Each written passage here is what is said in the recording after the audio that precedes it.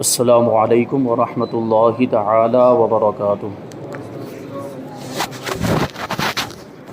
نحمده ونصلي ونسلم على رسوله الكريم اما بعد فاعوذ باللہ من الشیطان الرجیم بسم اللہ الرحمن الرحیم ان اللہ وملائکته یصلون علی النبی یا ایہا الذین آمنوا صلوا علیہ وسلموا تسلیما اللہم صل علی سیدنا ومولانا محمد معدن الجود والکرم وآلہ الکرام وابنہ الکریم وبارک وسلم صلاۃ وسلاما علیک یا رسول اللہ صلی اللہ تعالی علیہ وسلم۔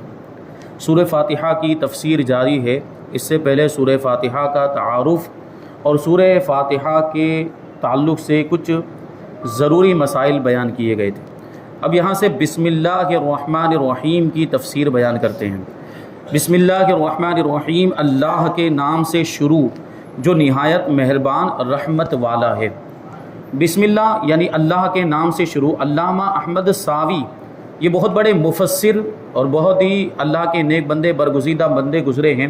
علامہ ساوی ان کی جو تفسیر ہے وہ تفسیر جلالین کے حاشیے پر شائع ہوتی ہے، تو یہ فرماتے ہیں کہ قرآن مجید کی ابتدا بسم اللہ سے اس لیے کی گئی تاکہ اللہ تعالیٰ کے بندے اس کی پیروی کرتے ہوئے ہر اچھے کام کی ابتدا بسم اللہ سے کریں، اور حدیث پاک میں بھی اچھے اور اہم کام کی ابتدا بسم اللہ سے کرنے کی ترغیب دی گئی ہے۔ چنانچہ حضرت ابو ہریرہ رضی اللہ تعالیٰ عنہ سے روایت ہے کہ حضور پر نور صلی اللہ علیہ وسلم نے ارشاد فرمایا کہ جس اہم کام کی ابتدا بسم اللہ کے الرحمن الرحیم سے نہ کی گئی ہو تو وہ ادھورا رہ جاتا ہے، یعنی ہر نیک اور جائز کام سے پہلے ہمیں بسم اللہ پڑھنا چاہیے، تو بسم اللہ کی برکتیں شامل ہو جاتی ہیں اور اللہ تبارک و تعالیٰ اس کام میں ہمیں کامیابی عطا فرماتا ہے۔ لہٰذا تمام مسلمانوں کو چاہیے کہ وہ ہر نیک کام اور جائز کام کی ابتدا بسم اللہ کے الرحمن الرحیم سے کریں، کہ اس کی بہت برکت ہے۔ اب یہ نیک اور جائز کام کہہ رہے ہیں، اسی سے ہمیں سمجھ جانا چاہیے کہ گناہ کے کام کی ابتدا میں بسم اللہ نہیں پڑھنی، اور حرام کام اگر کر رہے ہوں تو اس سے پہلے تو ہرگز بسم اللہ نہ پڑھیں، کیونکہ حرام کام سے پہلے بسم اللہ پڑھنا حرام ہے، بلکہ بعض اوقات کفر تک ہو جاتا ہے، اور ایک مومن مسلمان کبھی حرام کام نہیں کرتا، اس کا ایمان اس بات کا تقاضا کرتا ہے کہ وہ حرام کام سے بچے۔ تو بسم اللہ ہمیں پڑھنی ہے، لیکن کہاں پہ پڑھنی ہے؟ نیک اور جائز کام کی ابتدا میں پڑھنی ہے۔ تو بسم اللہ میں جو آگے جو اللہ تبارک و تعالیٰ کے دو صفاتی نام ذکر کیے گئے وہ ہیں الرحمن اور الرحیم۔ الرحمن کا معنی ہوتا ہے بہت مہربان، اور رحیم کا معنی ہوتا ہے رحم فرمانے والا، رحمت والا۔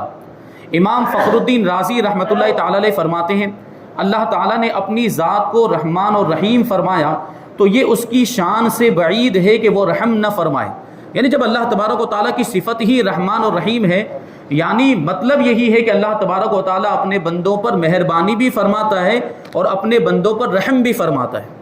یہ نہیں ہو سکتا کہ اللہ تبارک و تعالیٰ اپنے بندوں پر رحم نہ فرمائے، اپنے بندوں پر مہربانی نہ کرے، بلکہ اللہ تبارک و تعالیٰ مہربانی فرماتا ہے۔ بعض اوقات ہم دیکھتے ہیں کہ ہم مصیبت میں مبتلا ہو جاتے ہیں، ہم تکلیف میں مبتلا ہو جاتے ہیں، ہم بیمار ہو جاتے ہیں، تو بظاہر ایسا لگتا ہے کہ اللہ تبارک و تعالیٰ نے اگر ہم پر رحم کیا ہوتا تو ہم بیماری میں مبتلا نہ ہوتے، اگر اللہ تبارک و تعالیٰ نے ہم پر مہربانی کی ہوتی تو ہمیں یہ تکلیف نہ پہنچتی۔ لیکن اللہ تبارک و تعالیٰ کا کوئی بھی کام حکمت سے خالی نہیں ہوتا۔ اللہ تبارک و تعالیٰ کے ہر کام میں کچھ نہ کچھ راز ہوتا ہے، وہ ہماری سمجھ میں آئے یا نہ آئے۔ ہو سکتا ہے وہ بیماری ہمارے لیے بہتر ہو سکتا ہے کہ وہ تکلیف ہمارے لیے بہتر ہو، کیونکہ بہت ساری تکلیفیں ایسی ہوتی ہیں، بہت سی مصیبتیں ایسی ہوتی ہیں جو انسان کو نیک بنا دیا کرتی۔ ہم دیکھتے کہ نہیں، بعض اوقات مصیبتیں آتی ہیں تو مصیبت میں اللہ یاد آ جاتا ہے اور اللہ کا ذکر کرنے لگ جاتا ہے، بندہ نمازی بن جاتا ہے۔ تو بعض مصیبتیں بھی ہمارے بھلے کے لیے ہوتی، بلکہ اکثر مصیبتیں ایسی ہوتی ہیں جو گناہوں کا کفارہ بن جاتی۔ بیماریوں کے بارے میں فرمایا گیا کہ بیماری جب آتی ہے تو بیماری یہ گناہوں کو جھاڑ دیا کرتی، گناہ جھڑ جاتے ہیں بیماریوں سے۔ تو یہ دیکھیے کچھ نہ کچھ حکمتیں ہیں، اللہ تبارک و تعالیٰ کے جو بھی کام ہے وہ حکمت والے ہوا کرتے ہیں، تو یہ اس کی شان سے بعید ہے کہ وہ رحم نہ فرمائے۔ مروی ہے کہ ایک سائل نے یعنی ایک مانگنے والے نے بلند دروازے کے پاس کھڑے ہو کر کچھ مانگا، یعنی بادشاہ ہوگا، کسی بادشاہ کے بلند دروازے، یعنی بادشاہ نے بہت بڑا دروازہ بنایا ہوا تھا اپنے دربار میں، اپنے محل میں، تو مانگنے والے نے اس دروازے کے پاس کھڑے ہو کر کچھ مانگا تو اسے تھوڑا سا دے دیا گیا، یعنی زیادہ نہیں دیا، تھوڑا معمولی سا کچھ دے دیا گیا۔ دوسرے دن وہ ایک کلہاڑا لے کر آیا اور دروازے کو توڑنا شروع کر دیا۔ اس سے کہا گیا کہ تو ایسا کیوں کر رہا ہے، یعنی یہ دروازے کو کیوں توڑ رہا ہے؟ تو اس نے جواب دیا، تو دروازے کو اپنی عطا کے لائق کر یا پھر اپنی عطا کو دروازے کے لائق بنا۔ کیا مطلب کہ اتنا بڑا دروازہ بنایا ہے تو دیا اتنا تھوڑا سا، اگر دروازہ اتنا بڑا ہے تو پھر عطا بھی ویسی ہونی چاہیے، اور جب تم دروازے کے مطابق عطا نہیں کر رہے ہو، نہیں دے رہے ہو، تو پھر اتنا بڑا دروازہ رکھنے کا کیا مطلب؟ تو اللہ تبارک، بلا تشبیہ آپ سمجھے کہ اللہ تبارک و تعالیٰ کا دربار بھی یہ بہت ہی وسیع دربار ہے۔ اللہ تبارک و تعالیٰ کے دریائے رحمت میں کسی چیز کی کمی نہیں ہے، تو اس کا مطلب اللہ تبارک و تعالیٰ اپنے بندوں پر رحم فرمانے میں اور مہربانی کرنے میں کسی طرح کا بخل اور کسی طرح کی کنجوسی نہیں فرماتا ہے۔ تو یہ بات ہوئی۔ اگر ہے کہ اے ہمارے اللہ، رحمت کے سمندروں کو تیری رحمت سے وہ نسبت ہے جو ایک چھوٹے سے ذرے کو تیرے عرش سے نسبت ہے، اور تو نے اپنی کتاب کی ابتدا میں اپنے بندوں پر اپنی رحمت کی صفت بیان کی، اس لیے ہمیں اپنی رحمت اور فضل سے محروم نہ رکھنا، آمین۔ علماء کرام نے بسم اللہ کے بارے میں بہت سارے مسائل بیان کیے، شرعی مسائل، ان میں سے چند مسائل یہاں پہ بیان کیے جاتے ہیں۔ پہلا مسئلہ کہ جو بسم اللہ ہر سورت کے شروع میں لکھی ہوئی ہے یہ پوری آیت ہے، اور جو سورہ نمل کی آیت نمبر 30 میں ہے، 19ویں پارے میں سورہ نمل کی آیت نمبر 30 میں ہے، وہ اس آیت کا حصہ ہے، وہ اس آیت کا جز ہے۔ انہو من سلیمان وَإِنَّهُ بسم اللہ الرحمن الرحیم، یہ سورہ نمل 19ویں پارے کے اندر یہ اس آیت کا حصہ ہے، جبکہ جو شروع میں سورتوں کے بسم اللہ لکھی ہوئی ہے یہ پوری آیت ہے، یہ کسی آیت کا حصہ نہیں بلکہ یہ بسم اللہ الرحمن الرحیم یہ قرآن مجید کی ایک پوری آیت ہے۔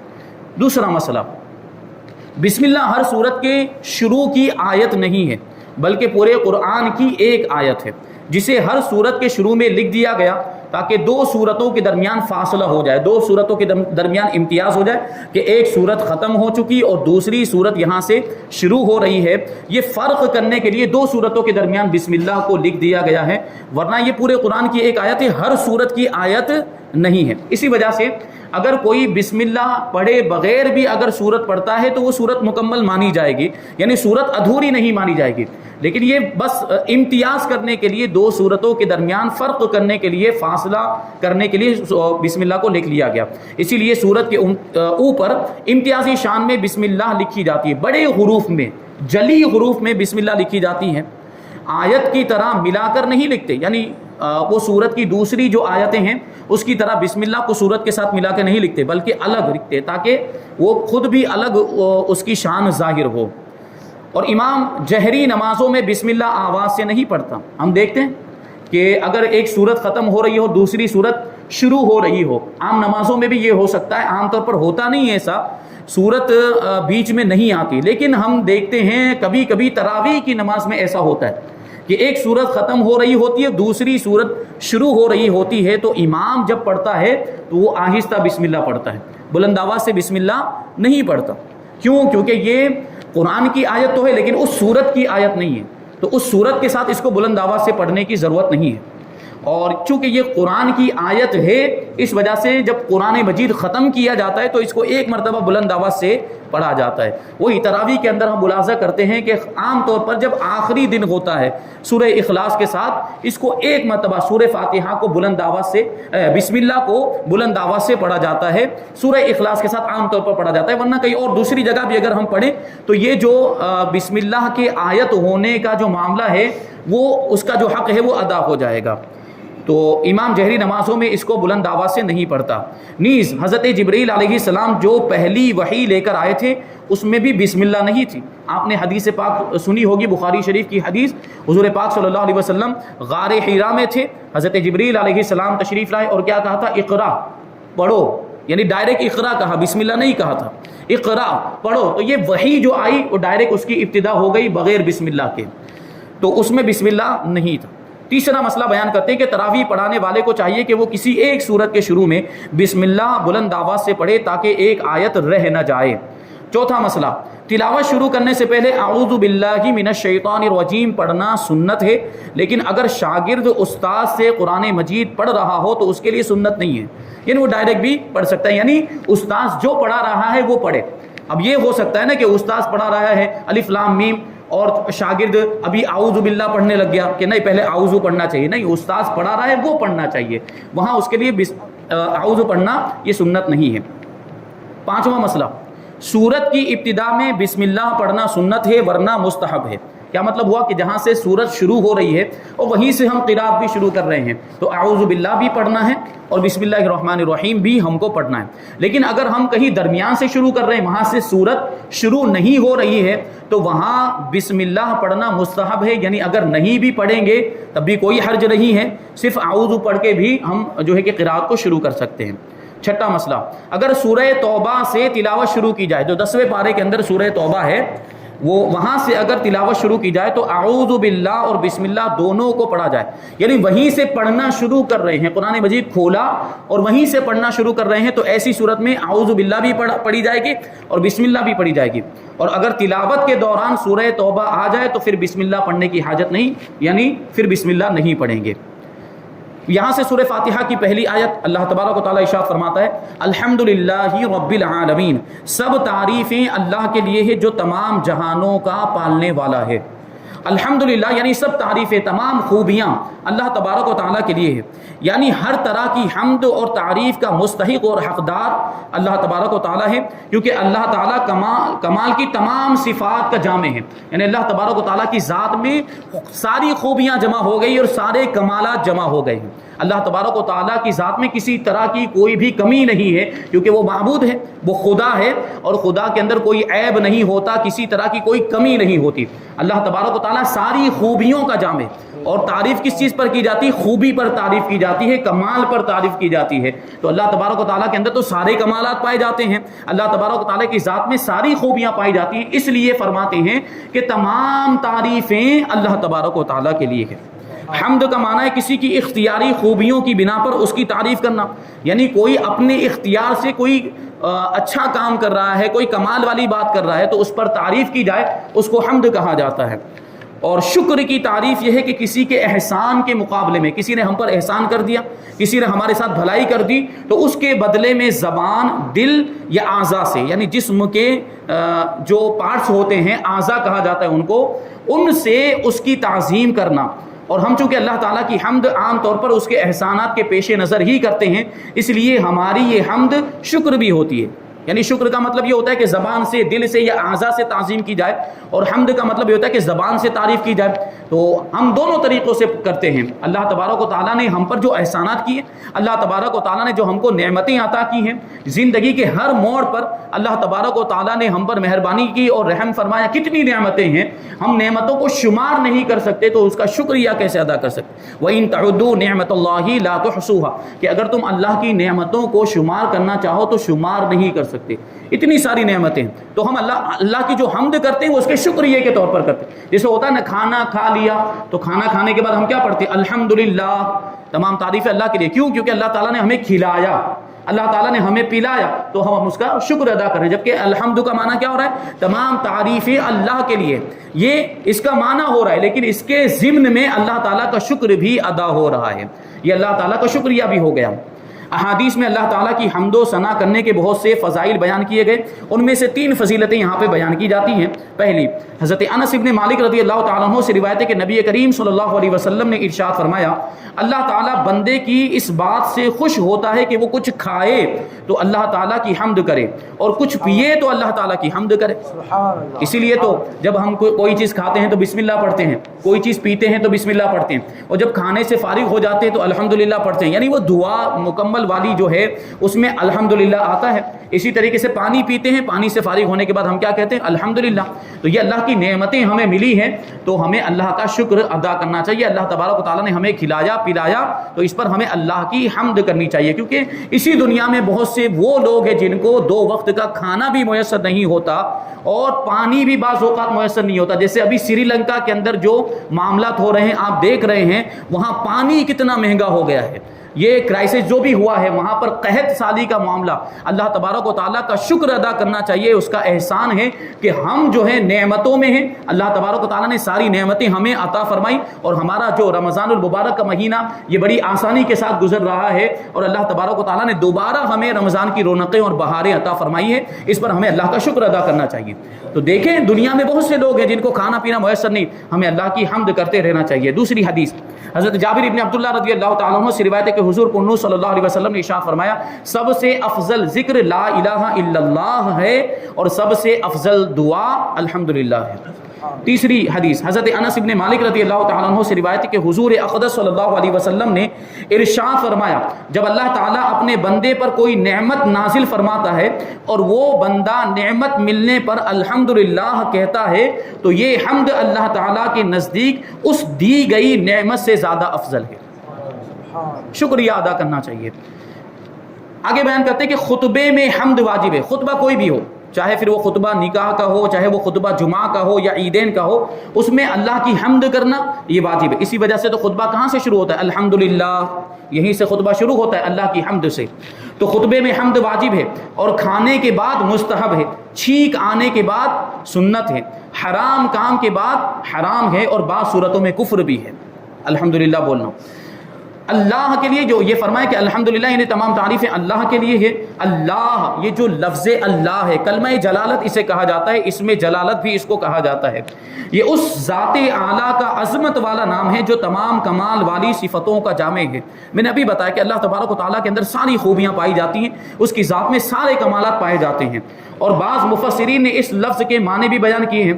جیسے ایک معنی یہ ہے کہ عبادت کا مستحق، یعنی اللہ کا معنی ہی ہوتا ہے عبادت کا حقدار، اور دوسرا معنی ہے کہ وہ ذات جس کی معرفت میں عقل حیران ہے، یعنی عقل اس کی معرفت حاصل نہیں کر سکتی، کما حق ہو، اس تک عقلوں کی رسائی نہیں ہو سکتی، اس کی معرفت تک عقلوں کی پہنچ ہی نہیں ہے۔ تیسرا معنی کہ وہ ذات جس کی بارگاہ میں سکون حاصل ہوتا ہے، کیونکہ اللہ کا ذکر کرو تو اللہ کا ذکر کرنے سے دلوں کو سکون حاصل ہوتا ہے۔ الا بذکر اللہ تطمئن القلوب، کہ سن لو اللہ کے ذکر میں دلوں کا چین ہے۔ تو یہ اللہ، یہ لفظ اللہ کلمہ جلالت، اس سے دلوں کو سکون حاصل ہوتا ہے۔ اور چوتھا معنی ہے وہ ذات کے مصیبت کے وقت جس کی پناہ تلاش کی جائے۔ رب العالمین جو سارے جہان والوں کا مالک ہے، جو سارے جہانوں کو پالنے والا ہے۔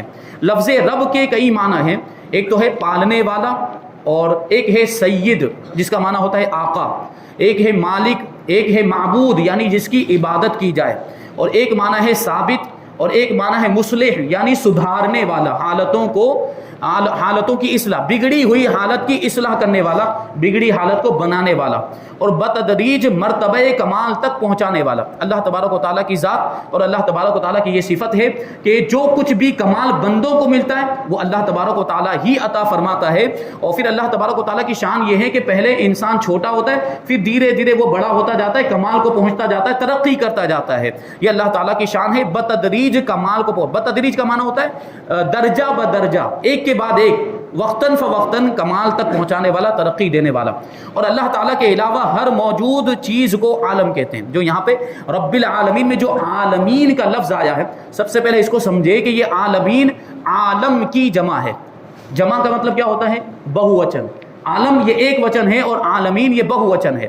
اب عالم کا مطلب کیا ہوتا ہے تو اس کو بتاتے ہیں اللہ کے علاوہ جو کچھ بھی ہے، ما سوى اللہ، اللہ کے سوا جو کچھ بھی ہے وہ عالم ہے۔ اور اللہ تبارک و تعالیٰ عالم کا خالق ہے، عالم کو پیدا کرنے والا ہے، عالمین کو پیدا کرنے والا ہے، سارے جہانوں کو پیدا کرنے والا ہے، اور ساری مخلوقات کو پیدا کرنے والا، بلکہ پوری کائنات کو ذرے ذرے کو پیدا کرنے والا وہی ہے۔ ساری کائنات اس کی محتاج ہے اور وہ کسی کا محتاج نہیں ہے۔ اللہ تبارک و تعالیٰ نے سب کو پیدا کیا لیکن اس کو کسی نے پیدا نہیں کیا ہے، اور اس میں تمام مخلوقات داخل ہیں، یعنی عالم کے اندر تمام مخلوقات داخل ہیں۔ تو یہاں پر دیکھیں تو ابھی ایک آیت کی تفسیر ہوئی الحمدللہ رب العالمین کی۔ اب انشاءاللہ تبارک و تعالیٰ سورہ فاتحہ کی دوسری آیت الرحمن الرحیم اور پھر مالک یوم الدین، اس طرح ہم آگے بڑھتے چلے جائیں گے۔ اللہ تبارک و تعالیٰ کی بارگاہ میں دعا ہے کہ جو کچھ بھی بیان ہوا اس پر ہم سب کو عمل کرنے کی توفیق عطا فرمائے، پابندی کے ساتھ اس درس میں شریک ہونے کی توفیق عطا فرمائے، اور نور قرآن سے ہم سب کے دلوں کو روشن اور منور فرمائے۔ وما علینا الا البلاغ۔